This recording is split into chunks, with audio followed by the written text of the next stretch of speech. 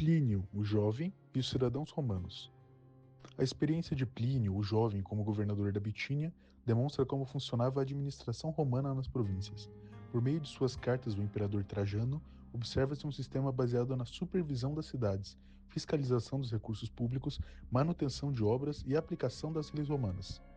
As correspondências revelam a relação entre o governo central e as comunidades locais, mas também devem ser analisadas criticamente, pois apresentam Plínio como um administrador exemplar e podem não refletir toda a realidade da província.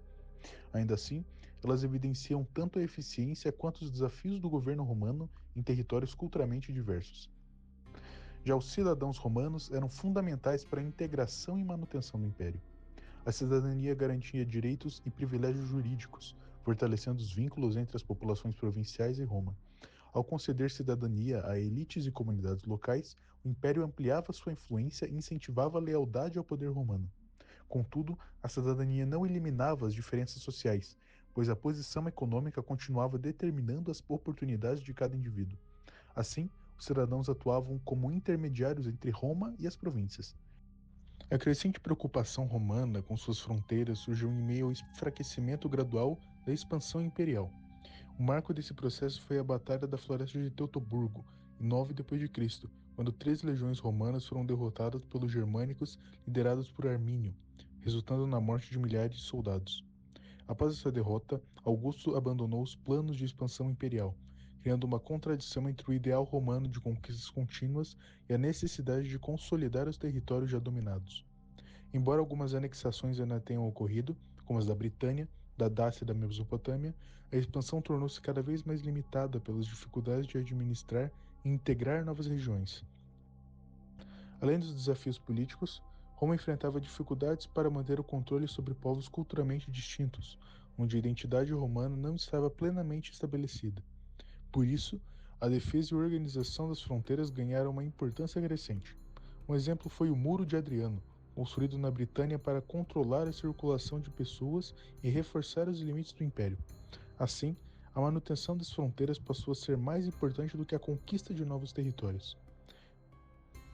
Romanização e resistência. A imposição romana não se limitou apenas à força. Atualmente, os historiadores compreendem que ela englobou intercâmbios culturais, adaptações e interesses compartilhados. Conforme o historiador romano Tácito, essa adaptação às práticas romanas era parte da dominação, sendo referida por ele como uma parte da escravidão e não como civilização. Contudo, a própria escritora Mary Beard questiona essa perspectiva, sustentando que se tratava de uma adaptação frequentemente voluntária e resultou na criação de novas culturas através da combinação de tradições locais e romanas. A oposição ao domínio romano nem sempre se deu através de rebeliões. Frequentemente, ela se deu pela manutenção das identidades locais. Os gregos ilustram bem isso. Horácio, o poeta, afirmou que a Grécia subjugada venceu seu selvagem conquistador, enfatizando a intensa influência da cultura grega em Roma. Apesar do domínio romano, diversos gregos persistiram na valorização de sua cultura, particularmente nas áreas da filosofia, arte e literatura. Alguns autores até mesmo desconsideraram a relevância de Roma como meio de manter a identidade grega. Movimento livre e problemas com cristãos. O Império Romano possuía uma grande abertura para a circulação cultural de ideias e relações de poder. Entretanto, esse processo também se estendia às pessoas e aos bens. Sendo Roma a capital do Império, era natural que grande parte desse movimento se concentrasse na cidade, e recebia mercadorias e habitantes de diversas províncias. Além disso, soldados, comerciantes, trabalhadores e imigrantes deslocavam-se constantemente entre diferentes regiões, contribuindo para a integração econômica e cultural do Império. As colunas do Panteão, por exemplo, eram esculpidas em granito egípcio. Devido à enorme dificuldade de transportar estruturas tão pesadas por milhares de quilômetros, eles demonstraram a intensidade e capacidade logística e organizacional dos romanos. Da mesma forma, o comércio privado também se expandiu significativamente, enriquecendo muitos indivíduos e tornando-se uma das bases da economia imperial. Durante muito tempo, o cristianismo foi considerado apenas uma seita judaica. Estima-se que, por volta do ano 200 d.C., existissem cerca de 200 mil cristãos no Império Romano. Até esse período, as perseguições promovidas pelo Império contra os cristãos eram pontuais e localizadas. sendo que somente no século III elas passaram a ocorrer de forma mais ampla e sistemática. Enquanto Roma compreendia o Deus dos judeus como uma divindade vinculada a um povo e a uma região específicos, os cristãos apresentavam seu Deus como único e universal. Essa concepção era incompatível com as crenças religiosas romanas e constituiu uma das principais causas das perseguições. Entretanto, graças à intensa circulação de pessoas, bens e ideias pelo Império, o cristianismo difundiu-se rapidamente por diferentes regiões. Dessa forma, a única religião que Roma tentou erradicar acabou tornando-se a mais influente do Império e, posteriormente, sua religião oficial. Por volta do ano 197 d.C., Tertuliano escreveu: "O sangue dos mártires é a semente dos cristãos", evidenciando como a perseguição, em vez de enfraquecer a nova fé, contribuiu para sua expansão e posterior ascensão no mundo romano. Desolação e paz.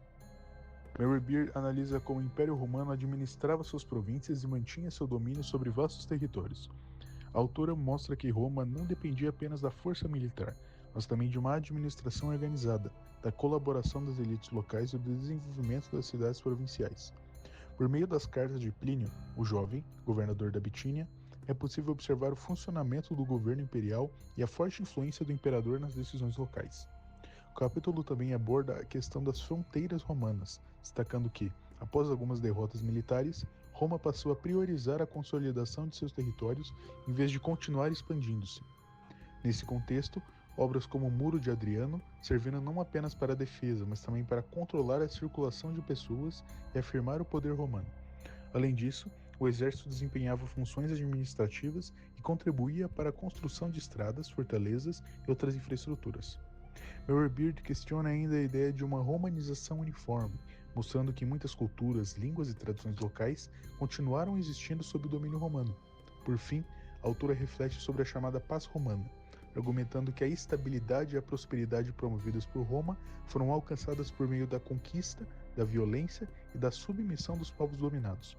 Assim, a paz romana podia representar ordem e segurança para alguns, mas destruição e opressão para outros. Gaio Júlio Zoilos.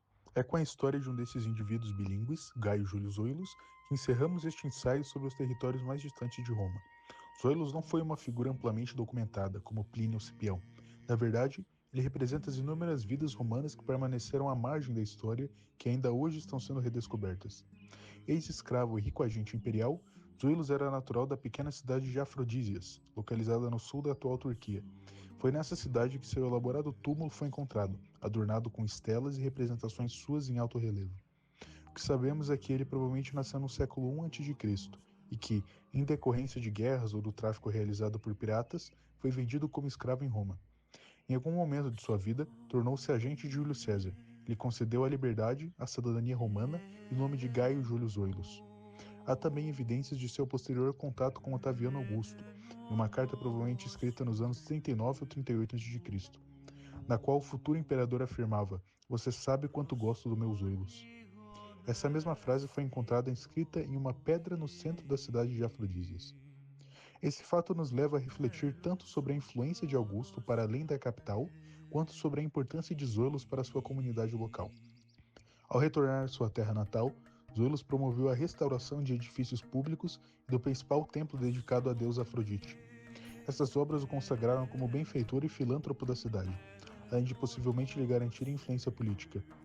Seu prestígio foi tão grande que resultou na construção de um túmulo financiado com recursos públicos.